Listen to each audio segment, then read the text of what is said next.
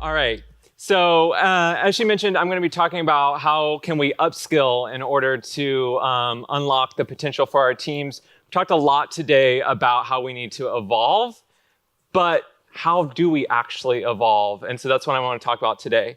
And at Indeed, we actually study upskilling. How do we deliver products to the job marketplace to help job seekers find their next job? And so hopefully we can leverage some of that today in this talk. I also want to highlight all my experience, because why not? But also because I think it looks very different when we talk about upskilling at every organization that you're in. It's highly dependent on the types of environments that you have, the team size, whatever the case may be is. So today I want to deliver a framework potentially, maybe a framework light, on how you can bring back to your own organization and think about upskilling. But I don't want to deliver necessarily a one-size-fits-all framework for everyone. And so we're going to talk about the evolution of skills really briefly, as well as situating upskilling in a larger kind of ecosystem. And then let's go through some examples, because I think that's what everyone's looking for today, and kind of get everyone motivated to do this in their own organization. I will say I kind of am presenting this for kind of research leaders. But if you're an IC, think about how you can deliver this back to your organization and force your managers to do something about it. That might be really great. So we've already heard it, from Judd today, and I am going to use reckoning.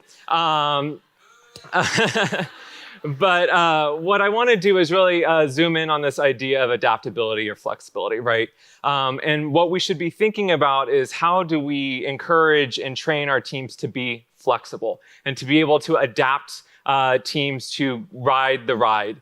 Every company also rides the ride at any given time, just as our industry does. And so I want us to really think about how we're going to get there. What exactly are we going to do? And upskilling is one way that we can actually get that done. So I want to situate this in kind of a larger context really briefly. We do a lot of great work talking about the research discipline, very kind of myopically. How do we become mixed methods researchers, for instance?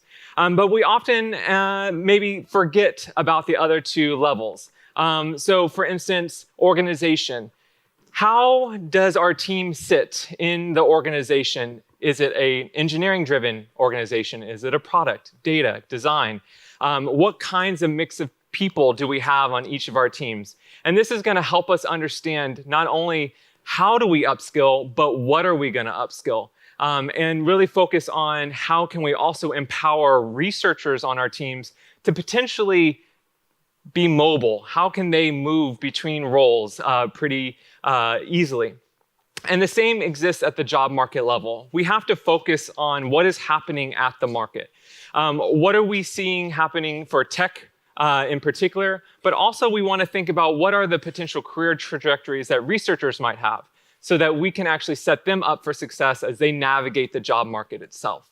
So I want us to not just think about how do we become mixed methods researchers, potentially, or just how we might influence others at our organization, but how do we navigate through the job market and kind of almost democratize our own skill set, not democratize research, don't shoot me yet, but democratize our skill set for the market. So thinking of these three levels, I also want us to think about some of the constant things that we've heard throughout today.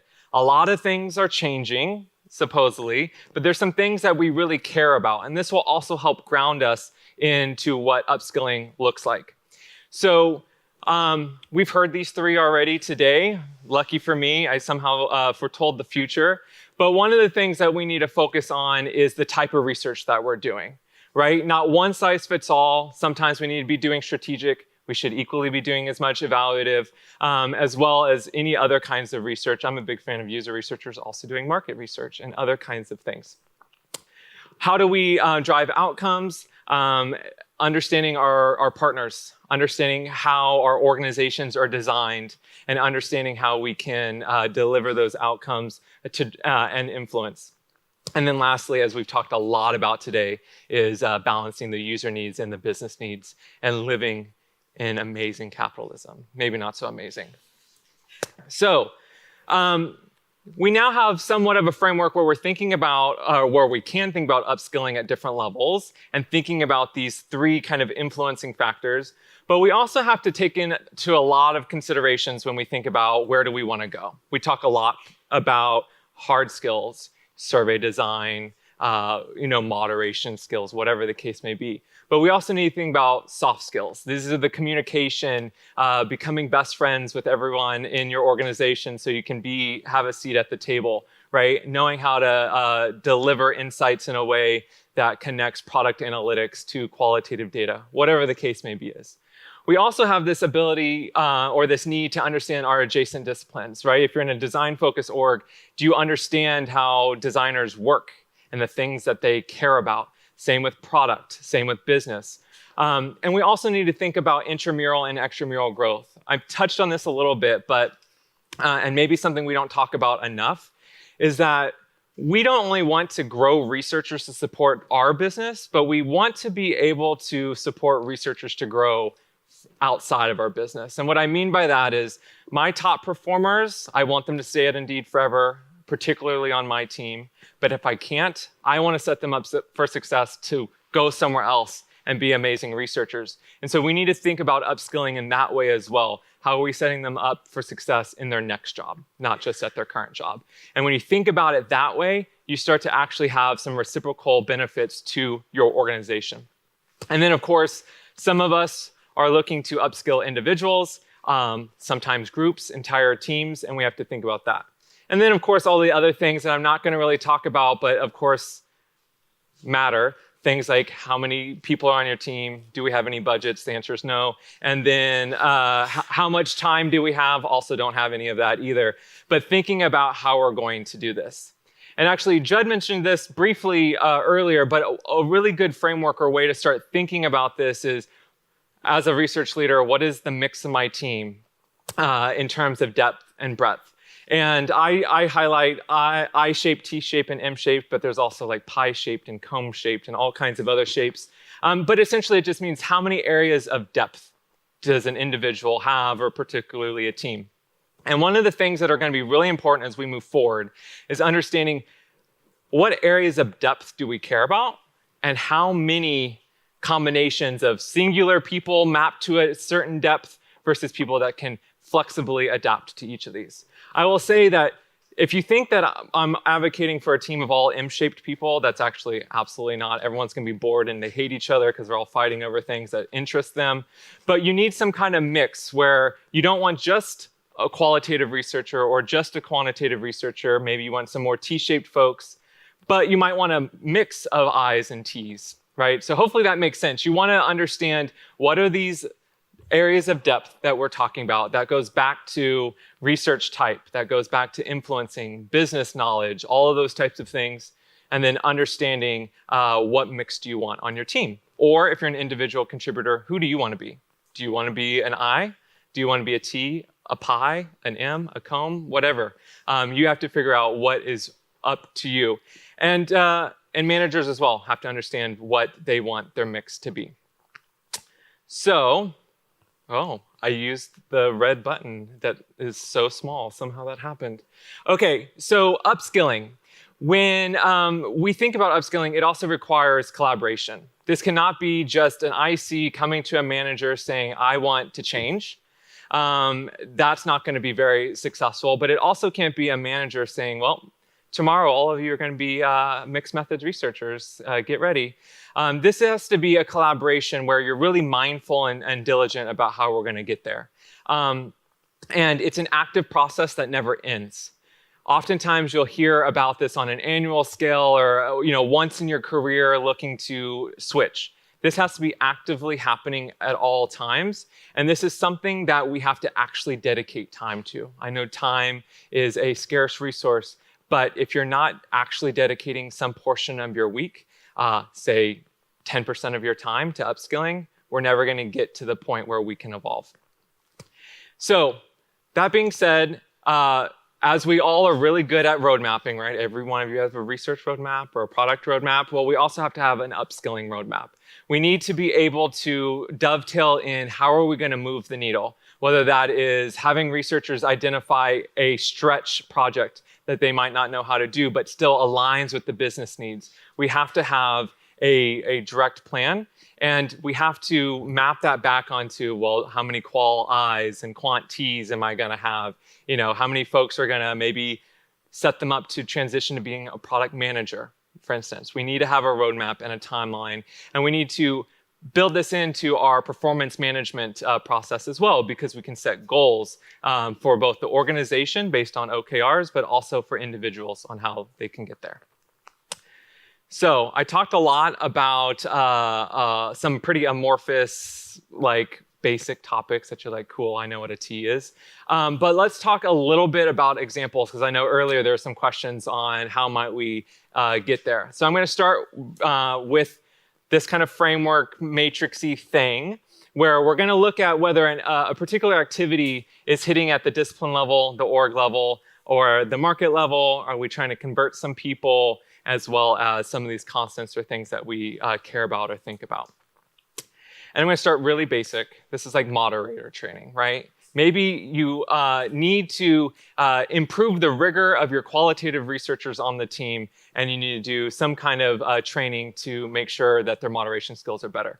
Well, at Bose, what we did was we had a lot of role-playing exercises where we had more senior researchers act as a moderator and as a very difficult participant or a participant archetype.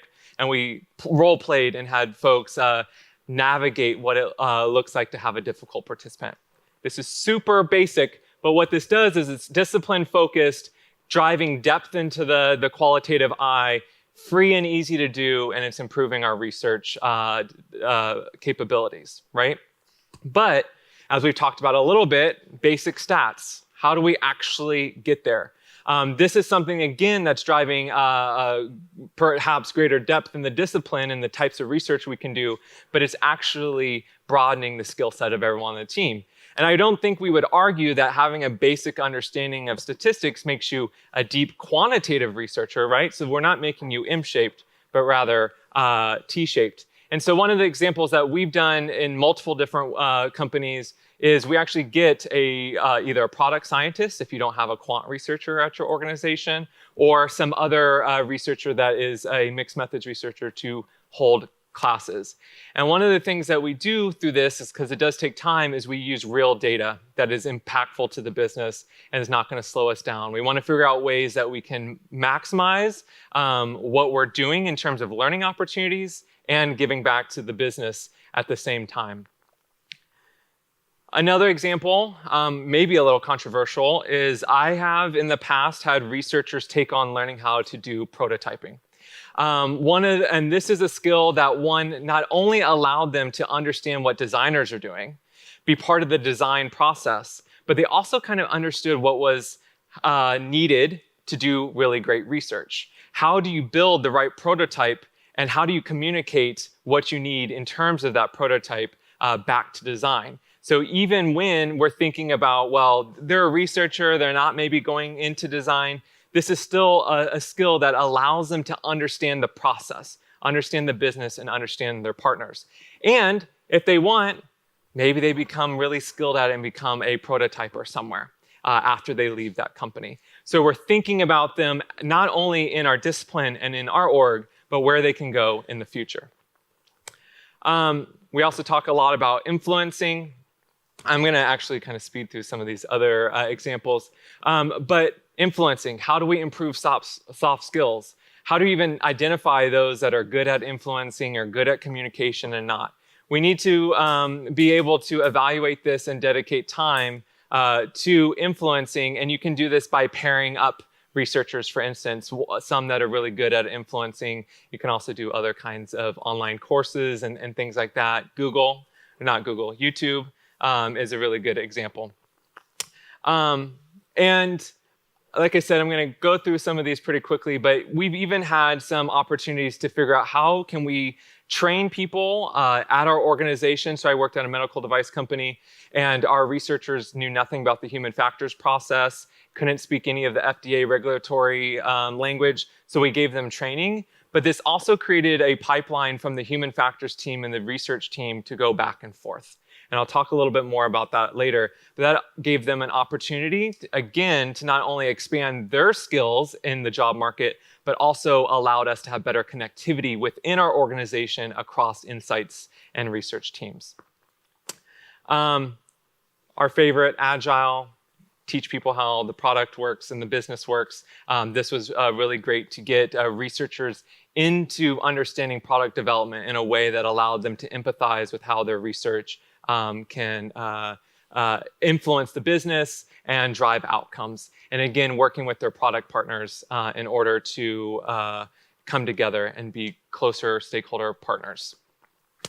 And then, as Judd mentioned today, and we've had other conversations today, how do we get folks that business acumen, whether it's reading reports or getting really deep with your growth product manager, right? Or someone that's really deep with the business and understand where our levers are in order to drive impact and outcomes. Again, this is helping them build success outside in the market as well.